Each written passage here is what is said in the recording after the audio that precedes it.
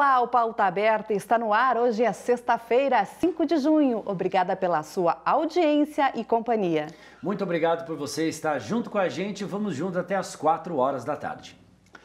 E hoje é comemorado o Dia Mundial do Meio Ambiente, uma data extremamente importante para nós pensarmos um pouco sobre a natureza e refletirmos sobre ela. E agora eu vou dar um dado extremamente preocupante e alarmante ao mesmo tempo. É que milhares de espécies animais e vegetais podem desaparecer em um curto espaço de tempo. Entenda na reportagem. Now more than ever, we are confronted with the fragility of life and our connection to nature and our planet. Nature is showing us that humankind is on the verge of a breakdown. At least 1 million plant and animal species are likely to disappear soon. We are on the verge of a mass extinction unlike anything humankind has ever seen. We rely on nature for our energy, for our food, and everything we need. We can fix this, but only if we act now. It's time to ensure we have a future. It's time for nature.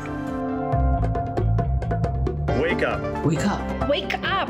This World Environment Day. This World Environment Day. Tell the world why it's time for nature. It's time to show our leaders why nature matters. Together or apart. Juntos o separados. Рядом или на расстоянии. We will unite to make our voices heard. We won't back down. We will not back down. We see real and lasting change to support this beautiful planet we call home. Y reconectarnos emocionalmente con la naturaleza. Tag your friends and leaders of corporations, companies, and governments. To invite them to be part of the solution. We need the planet more than the planet needs us. Your planet, my planet. It's time for nature. It's time for nature. It's time for nature. Llegó la hora de la naturaleza. E o Papa Francisco fez uma postagem no Twitter para reforçar a importância de cuidarmos da natureza. Vamos ver o que o Santo Padre disse, abre aspas. Tudo está interrelacionado. O cuidado autêntico da nossa própria vida e das nossas relações com a natureza é inseparável da fraternidade, da justiça e da fidelidade aos outros. E desde o ano passado, a região sul do Brasil vem sofrendo com uma forte estiagem. Mas a pergunta que fica é, será que este fenômeno tem relação com o aquecimento global? Veja o que o cientista José Marengo fala pra gente. Estiagem, estação seca, chuvas têm acontecido e estão acontecendo intensamente em algumas áreas do Brasil neste momento, particularmente no norte. Mas talvez o importante é um pouco a estiagem. Atualmente a região sul está com problemas graves de seca desde o ano passado, 2019, e isso está trazendo perdas econômicas importantes, quase 50% mais na produção de soja, nos produtores de grãos em Rio Grande do Sul. E isso não é mudança climática, é um fenômeno meteorológico, como aconteceu, por exemplo, com a seca do Nordeste de 2012 a 2016. Ou seja, isso realmente são graves problemas meteorológicos que criam graves problemas sociais. Nós temos tido chuvas intensas no verão, por exemplo, em São Paulo e em outras regiões do sudeste do Brasil. Temos tido dias com chuvas de mais de 100 milímetros e isso tem gerado desastres naturais como enxurradas, deslizamentos de terra e matado pessoas. Infelizmente, isso é típico em cada um dos verões, não? Algo que já estamos experimentando nos últimos 50 anos é uma das consequências da mudança de clima, aquecimento global. São os extremos. Os extremos de chuva têm aumentado em São Paulo, em Minas, em todo o sudeste do Brasil, sul do Brasil. Não? E essa concentração ou esse impacto, esse aumento de chuvas tem sido na forma de extremos. E extremos são justamente aqueles que matam mais pessoas. As projeções climáticas para os próximos 50 anos mostram que esses extremos devem aumentar em frequência e em intensidade. Não? Ou seja, que aquelas áreas que são vulneráveis agora, que podem sofrer desastres associados a enchentes ou excessos de água, chuvas intensas, se nada é feito em termos de adaptação, essas áreas continuarão sendo afetadas. E geralmente os extremos climáticos e desastres naturais afectam mais as populações mais pobres, aquelas que moram em área de risco. Não? E essa é uma realidade, não somente aqui no Brasil, mas em todo o mundo. Ou seja, nós temos que nos preparar para um cenário onde a adaptação seja muito custosa. muito cara. Mas essa adaptação é algo que já deve estar acontecendo, deveria estar acontecendo no momento. Não pensar no futuro, sino no momento. Porque uma coisa é a adaptação à elevação do nível do Mar dos Santos, outra coisa é a adaptação às chuvas intensas em Belo Horizonte, ou chuvas intensas em São Paulo, ou a adaptação às secas no Nordeste. Cada uma delas precisa de estudos para que seja uma política de governo federal, estadual, municipal. E o aquecimento global é um dos destaques do Dia Mundial do Meio Ambiente. Vamos ver agora uma entrevista da série Ecosolidariedade, produzida aqui pela TV Evangelizar, que fala sobre aí o aquecimento global e suas consequências. Em primeiro lugar, porque nós, seres humanos, temos um impacto direto no que está acontecendo hoje. O efeito estufa, ele é causado pelos gases, que também a gente chama de efeito estufa, que absorvem o calor aqui na Terra, né? Então, assim como uma estufa de plantas, que o calor fica retido ali dentro, aqui também acontece isso. E, por exemplo, utiliza o nosso carro, a gente está emitindo gases de efeito estufa, né? O gás carbônico. Quando a gente está gerando resíduos, esses resíduos depois vão ter que se decompor, e essa decomposição também gera esses gases. Outra forma de emissão também são as indústrias, né? Muito importante. Então, tudo que a gente consome hoje precisou de matéria-prima, que teve um certo tipo de extração, que consumiu certo tipo de energia, e todos esses processos já foram gerando gases de efeito estufa.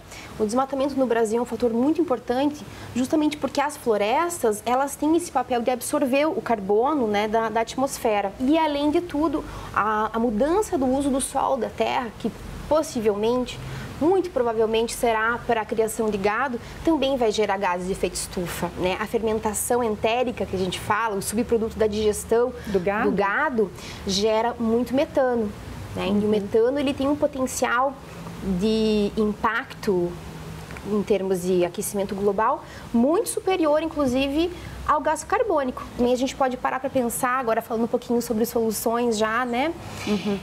Onde que no dia a dia a gente pode reduzir a nossa pegada de carbono. O problema está no uso de combustíveis derivados do petróleo, né? O diesel, por exemplo, a gasolina. Tá, mas então eu não vou mais dirigir, não vou mais usar meu carro? Não, você pode. Lógico que a primeira opção seria você usar a sua bicicleta, né? Usar o transporte público. Para reduzir o impacto, né? Exatamente. Não andar com o carro sozinho, sempre ter pessoas com você, fazer um sistema rotativo, né? Se você tiver que escolher entre um tipo de combustível, utilize o álcool. Né? O álcool, ele tem um potencial de emissão menor do que o diesel, menor que a gasolina e menor que o diesel. Tudo que é derivado do plástico, na verdade, a gente tem que ter um certo cuidado, principalmente descartáveis. Porque a matéria-prima do plástico é o petróleo, né? Um tipo de refino do petróleo, né? Em termos bem práticos. Se você precisa usar o plástico, então reutilize-o, né? Não precisa de um descartável. Use uma caneca, exatamente. E se a gente reduzir ainda o consumo de carne, isso melhora muito o cenário. A maior causa do desmatamento no Brasil é a criação de gado. E só existe essa criação de gado porque a gente consome carne. Está totalmente nas nossas mãos. E a série completa Ecosolidariedade você encontra lá no nosso canal do YouTube. Amanhã, dia 6 de junho, é comemorado o Dia Internacional do Teste do Pezinho. E essa é uma data para conscientizar os pais e as mães da importância deste exame no recém-nascido. Veja agora o que a médica endocrinologista Mina Campagnoli tem a dizer sobre esse teste. O teste do pezinho é um exame extremamente importante para garantir que a saúde e o desenvolvimento dos nossos bebês possa ocorrer de forma plena. O teste do pezinho, ele pode contemplar o diagnóstico de várias doenças. No teste básico, a gente tem a detecção da fenilcetonúria, das hemoglobinopatias, que são doenças do sangue, alguns erros inatos do metabolismo, do hipotireoidismo e da fibrose cística. Nós temos outros tipos de teste do pezinho que contemplam o diagnóstico de outras doenças, infecções congênitas, outros erros inatos não tão frequentes e que podem contribuir para um diagnóstico precoce e um tratamento mais adequado dessas crianças. Muitas das doenças diagnosticadas pelo teste do pezinho são incuráveis.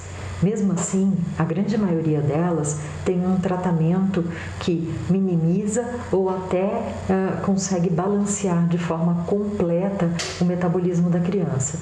E se a gente conseguir minimizar pelo menos os danos causados pela ausência de algumas enzimas ou definir alguns acompanhamentos e terapias precoces que possam ser feitas em relação às hemoglobinopatias, tratamentos medicamentosos em relação ao hipotireoidismo congênito e à hiperplasia de suprarrenal.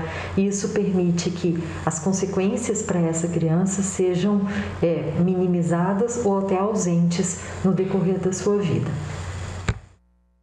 E o mês de junho é lembrado o mês de São Pedro e São João e, é claro, das festas juninas. Mas com a pandemia, os comerciantes vão ter que dar um jeito. Vão fazer entrega de quitutes de forma virtual. Acompanhe.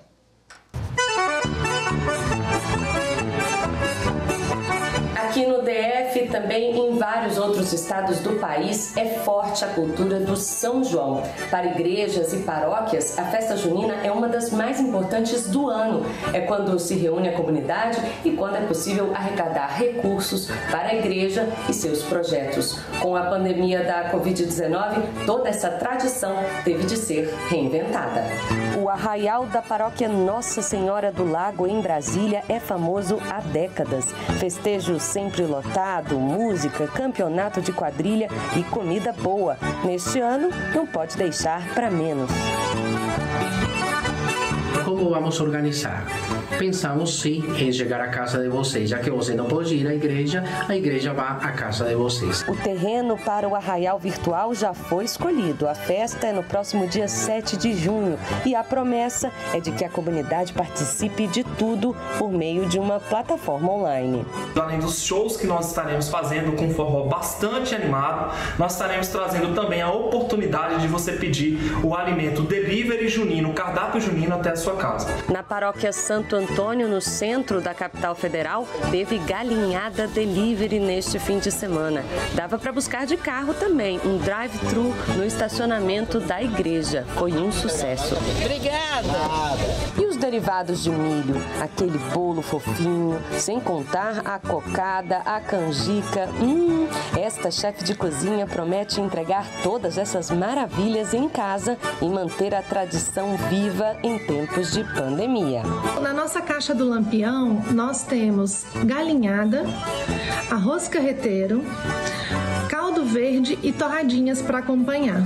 E na nossa caixa da Maria Bonita, nós temos bolo de fubá, canjica de coco, canjica de amendoim, chocolate quente belga. Estava bem apreensiva, achando que ia ficar sem essas delícias de canjica, chocolate quente, e aí veio a Ana com a sua brilhante ideia de montar o kit junino. Teve Dia das Mães, teve Páscoa e vamos ter festa junina sim.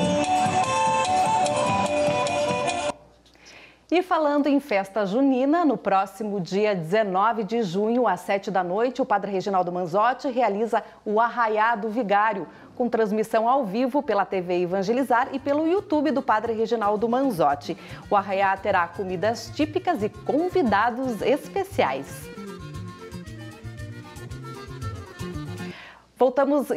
Depois do intervalo, voltamos aí com mais pauta aberta para você.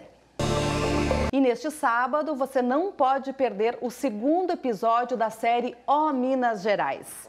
Você vai conhecer Tiradentes, uma mistura do passado com o presente. A cidadezinha de Tiradentes se reinventou para receber turistas do mundo inteiro. Mesmo assim, consegue conservar todo o charme do seu passado colonial.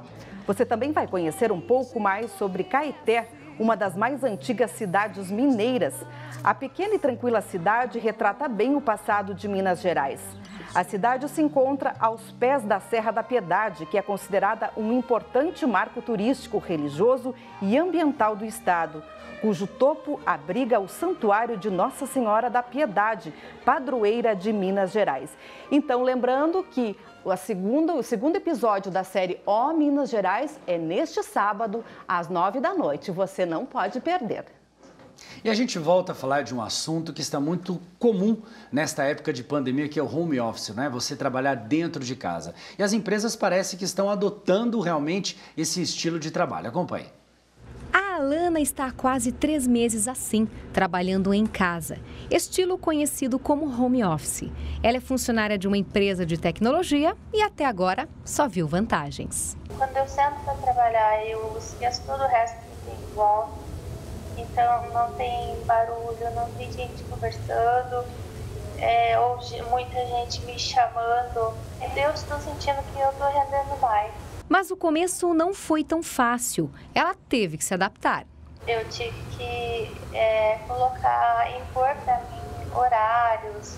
Então tem um horário para iniciar, horário para finalizar, horário para as pausas. Uma pesquisa apontou que 80% dos gestores de empresas no Brasil aprovam o home office. O Eduardo é um deles. Diretor comercial da empresa onde a Alana trabalha, já percebeu a diferença na produtividade.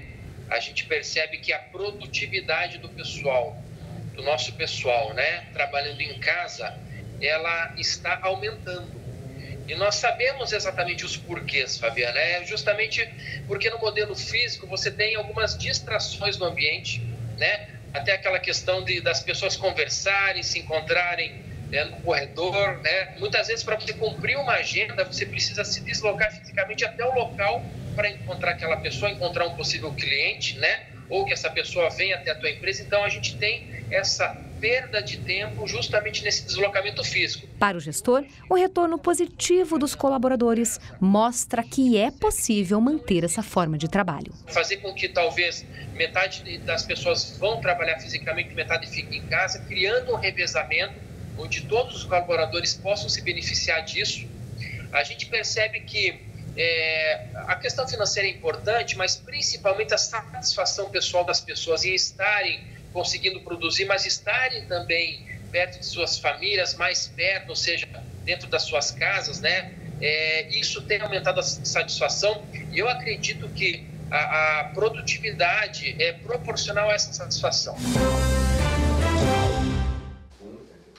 E amanhã é lembrado o Dia Nacional de Combate contra as queimaduras. Eu gostaria que você acompanhasse junto comigo alguns dados que nós temos, que eu tenho certeza que vai deixar você de uma forma certa alarmada. Dia Nacional de Combate contra as Queimaduras. Mais ou menos 1 milhão de pessoas sofrem queimaduras no Brasil a cada ano. São 200 mil são atendidas em serviços de emergência. 40 mil são demandas de hospitalização. E olha só, o Paraná é o estado do sul do país com maior taxa de internação por queimadura. São dados, então, impressionantes com relação a essa data muito importante. E para falar sobre medidas preventivas e alertar a população, o dia 6 de junho foi escolhido como Dia Nacional da Luta contra as Queimaduras. E para falar sobre esse assunto, a gente recebe hoje aqui no estúdio a enfermeira Cíntia Veiga. Cíntia, seja bem-vinda. Obrigada. Olá, Cíntia. Cíntia, a gente começa então aí lhe perguntando se aumentaram aí as queimaduras neste período de pandemia. Sim, houve um aumento nas queimaduras, principalmente entre idosos e crianças. E geralmente idosos e crianças, de fato, são as pessoas mais atingidas com essas queimaduras ao longo sempre do ano? Olha, 70% é queimadura doméstica, os demais é acidentes de trabalho, né? Mas nessa faixa, após a pandemia, houve um aumento. Cíntia, e dentro de casa, como você falou, né, com relação às crianças e aos idosos, né? Quais são os tipos mais comuns de queimaduras que vocês recebem lá no hospital? As queimaduras por escaldadura, que é água quente, em todos os sentidos, desde do banho quente, que você às vezes entra rápido e não mistura água, né, quando é de aquecedor. O caldinho do macarrão, que é feito no micro-ondas. A avó que foi passar um café e virou o melita, que eles dizem no coador, exatamente, em cima, ou até mesmo encosta, porque perde um pouco a sensibilidade. a superfície na superfície aquecida, né? E o que a gente faz aí quando ocorrem esses acidentes domésticos? A gente sabe aí pela medicina popular, né, que muitas pessoas colocam café, clara de ovo. Mas parece um jeito muito simples, né, Cíntia, para resolver isso. Na verdade, todos esses essas receitas populares, receitas, né? Até eu havia lembrado agora há pouco da massa de tomate. Isso também. Massa de tomate eu não conhecia. O que acontece? Eles fazem a cobertura da camada que está sensibilizada pela queimadura. Então, no primeiro momento, umedecer um pano limpo na água corrente e colocar em cima da superfície. Então, vamos lá, Cíntia. Queimou, umedece o pano na hora e coloca. Lembrando, tem que ser água corrente. Então, tem que deixar na água corrente? Não, a temperatura é de água corrente. Porque, às vezes, a pessoa, no susto, né, vai embaixo d'água, coloca já assim, ou né? até mesmo, nós recebemos muita paciente com água, com recipiente, gelo e água. Lembrando que o gelo também queima ele faz o efeito rebote da dor. Então, deixar, vamos lá então de novo, o pano molhado, não água corrente, não, isso? Umedece um pano, certo. Isso, na água corrente, né, que é a temperatura, e abafa o local, porque isso vai diminuir no momento a dor. Agora, caso seja um caso mais grave, aí sim a pessoa faz esse tipo de procedimento e vai até o hospital daí? As queimaduras de primeiro grau, somente nesse cuidado em casa já alivia. As queimaduras de segundo grau e terceiro tendem a segundo grau romper as bolhas. Isso, aqueles escarninhos, né? Isso, aquelas bolhas grandes. Certo. E o terceiro é aquele branco escarapaçado, parece um peito de frango, assim, sabe? É o que menos dói. Certo. A que mais dói é o segundo grau. Na de segundo grau, encaminha-se a um hospital, um pronto atendimento, ou agora na época de pandemia, o que dá para ser feito também é a utilização de alguns produtos para que haja diminuição da dor e a aceleração da cicatrização, né? Que dentre eles nós temos uma membrana porosa chamada Membracel, que nós colocamos assim que rompe a pele e ela já diminui a dor no ato. E como que a pessoa pode identificar o tipo de queimadura que ela tem? A queimadura de primeiro grau, eu costumo dizer que para ter uma associação, aquela queimadura de sol, aquela bem rosadinha, aquela é a primeiro grau, aquela é uma dor que ela arde, somente ela arde. Então, no momento que você tampa, de 3 a 5 minutos tende a passar a dor. A de segundo grau, ela já é uma dor pulsante e que assim que queima já gera a bolha. Essa você faz esse primeiro cuidado e no segundo, automaticamente às vezes a bolha rompe, né? Aí você coloca o produto. Cíntia, nós estamos falando aqui para todo o Brasil, tenho certeza que muita gente de casa não sabe, mas Curitiba é referência na área de queimaduras, né? O que deixou a nossa cidade referência nesse assunto? Eu acredito que o maior número de acidentes mesmo.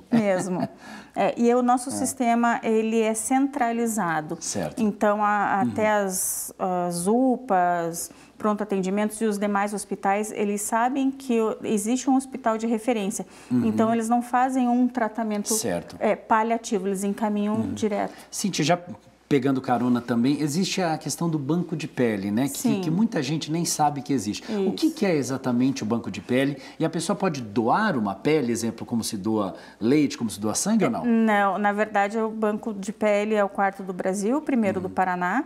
Ele é controlado, da forma melhor para dizer, pela central de transplantes. Então, só quem doa é falecido.